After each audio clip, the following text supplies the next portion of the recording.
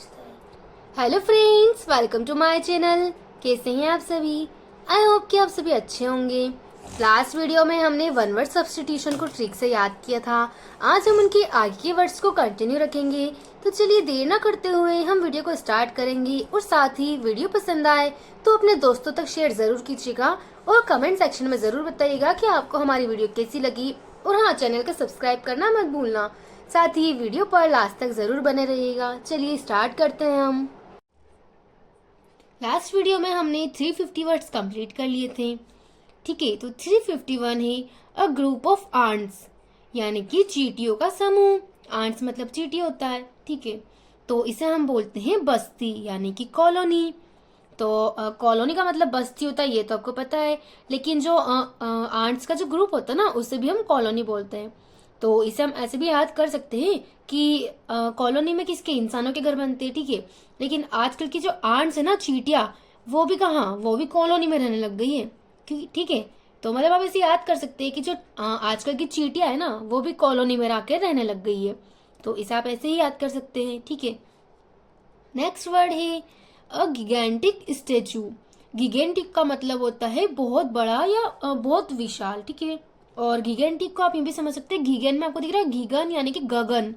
गगन मतलब क्या होता है? आकाश। आकाश कितना बड़ा होता है? बहुत बड़ा होता है ना। आप आसमान को देखते हैं, बहुत बड़ा है। तो गिगेंटिक मतलब क्या होता है? विशाल। ठीक है, यानी कि अ गिगेंटिक स्टेचू यानी कि बहुत बड़ी विशाल का मूर्ति। ठीक है, विशाल मूर्ति, इसे हम बोलते हैं कोलोसस। ठीक है, तो इसे हम ऐसे याद करेंगे कि दो बच्चे होंगे। ठीक है, तो वो आपस में क्या बात करते हैं कि कोलोसस में आपको दिख रहा है कोलो। ठीक है, कोलो को हम समझेंगे कॉलोनी से। और ठीक है, वो यहाँ दिख रहा है अस। अस मतलब क्या होता है? हम या मैं। ठीक है, तो दो बच्चे जो है ना, वो आपस में किसी बातें कर रहे हैं कि अस यानी कि हमारी या मेरी कॉलोनी में, मैं कोलो यानी कि कॉलोनी, मेरी कॉलोनी में इस बार क्या है, गणेश जी की बहुत बड़ी, बहुत विशाल का मूर्ति लेके आएंगे गणेश चतुर्थी पे। ठीक है, तो बहुत बड़ी मूर्ति किसकी लेके आएंगे? गणेश जी की। कहाँ पे? कॉलोनी में। तो कॉलोनी में किसकी? हमारी, यानी कि मतलब बच्चे आपस में से बात करते ना कि इस बार तो हमारी कॉलोनी में बहुत बड़ी मूर्ति लाएंगे, तो कॉलोसस। ठीक है, कॉलोनी अस कॉलोसस, इसे आप ऐसे याद कर सकते हैं। नेक्स्ट वर्ड है to keep a great person और इवेंट इन पीपल्स मेमोरी, यानी कि ग्रेट पीपल को किसी इवेंट पर मतलब याद करना, उन्हें उनका स्मरण करना। ठीक है, तो उसे हम क्या बोलते हैं? कम मेमोरेट करना। ठीक है, तो मतलब जो लोग होते हैं ना, जो महान लोग होते हैं, उन्हें याद करना या उनका स्मरण करना। यहाँ आपको दिख रहा है मेमोरेट, मेमोरेट करना, मेमोरी दिख रहा है ना आपको, मेमोरेट में मेमोरी। मेमोरी मतलब क्या होता है? किसी को रिकॉल करना, याद करना। ठीक है, और कम मेमोरेट यानी कि उन्हें अपनी याद में लेके आना, मतलब उनका स्मरण करना। ठीक है, तो इसे आप ऐसे याद कर सकते हैं। नेक्स्ट वर्ड है money given to agent on sales, यानी कि मतलब किसी बिक्री में जो एजेंट हो ना, उन्हें मनी देना, यानी कि दलाली का काम करना, कमीशन। ठीक है, मतलब जो कोई इंसान ऐसे काम करता है ना, दलाली वाला, तो उसको क्या मिलता है? बीच में कमीशन मिल जाता है ना, पैसों का।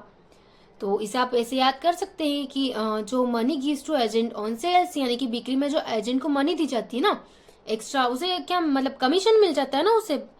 तो इसे आप ऐसे याद कर सकते हैं। नेक्स्ट वर्ड है an act of exchanging information. ठीक है, यानी कि इंफॉर्मेशन या सूचनाओं का आदान प्रदान करना, उससे क्या बोलते हैं हम? संचार यानी कि कम्युनिकेशन। तो ये तो आपको याद ही होगा सबको कि हम एक जगह से दूसरी जगह पर सूचना को कैसे पहुंचाते हैं? कम्युनिकेशन के माध्यम से। ठीक है, यानी कि संचार के माध्यम से। तो इसे आप ऐसे याद कर सकते हैं। नेक्स्ट वर्ड है to have a strong feeling of sympathy with a desire to help, यानी कि किसी की हेल्प करने की डिजायर से, मतलब उसकी सहानुभूति के लिए स्ट्रॉन्ग फीलिंग होना, मतलब किसी के ऊपर दया दिखाना। ठीक है, मतलब किसी की हेल्प करना या किसी पर दया दिखाना, सिंपैथी होना।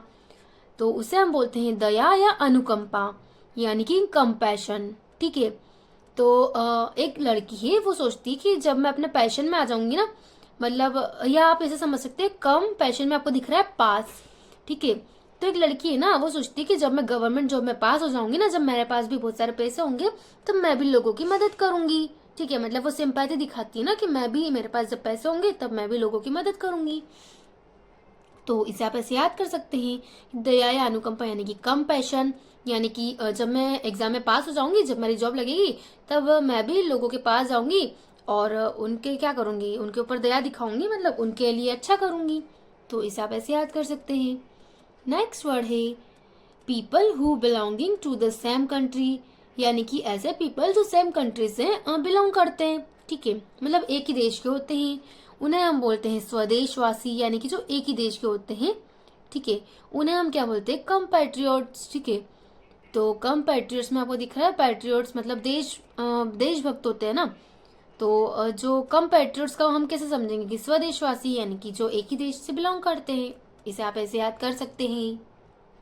नेक्स्ट वर्ड है a person who introduce the performers और contestants in a variety show, यानी कि जो शो होते हैं ना बड़े बड़े, उनमें जो परफॉर्मेंस मतलब जो इंट्रोड्यूस करने वाला होता है ना, आपने स्टेज पे देखा होगा कि जो एक होता है इंट्रोड्यूस करने वाला, ठीक है, तो उसे हम क्या बोलते हैं, कार्यक्रम उद्घोषक, ठीक है, मतलब किसी शो के स्टार्टिंग होने से पहले जो स्टेज पर इंट्रोड्यूस करता है ना हर चीज को या हर इंसान को, उसे हम बोलते हैं कार्यक्रम उद्घोषक, यानी कि कंपेयर। तो वो क्या करता है, वो इंसानों को कंपेयर करके मतलब बताता है ना, कि मतलब अगर स्टेज पे किसी को बुलाता है तो वो बताता है कि ये वो, मतलब उसके बारे में बताता है, मतलब वो कंपेयर करता है कि ये जैसे ये एक सिंगर है, ये एक मतलब आर्टिस्ट है, ऐसे करके जब वो किसी को बुलाता है स्टेज पे तो वो कंपेयर करता है ना, मतलब ऐसे करके बुलाता है लोगों को। तो इसे आप ऐसे याद कर सकते हैं। ये वर्ड एसएससी के एग्जाम में 2 टाइम रिपीट हुआ है और अदर एग्जाम में ये वर्ड 1 टाइम रिपीट हुआ है, ठीक है। तो इसे आप ऐसे याद कर सकते हैं, या आप ऐसे भी समझ सकते हैं कि जब किसी वैरायटी शो में, या ऐसे समझिए कि डांस शो होगा, ठीक है, तो उसमें अगर कोई इंट्रोड्यूस करने वाला किसी को बुलाएगा डांस परफॉर्मेंस के लिए, तो क्या बोलेगा, कंपेयर, मतलब कम मतलब आओ, और इस पेयर को हम समझेंगे PAIR, पेयर मतलब जोड़े से, ठीक है, जो जोड़ा होता है, कंपेयर यानी कि अपने जोड़े के साथ स्टेज पर आओ, ठीक है। तो इसे भी आप ऐसे याद कर सकते हैं।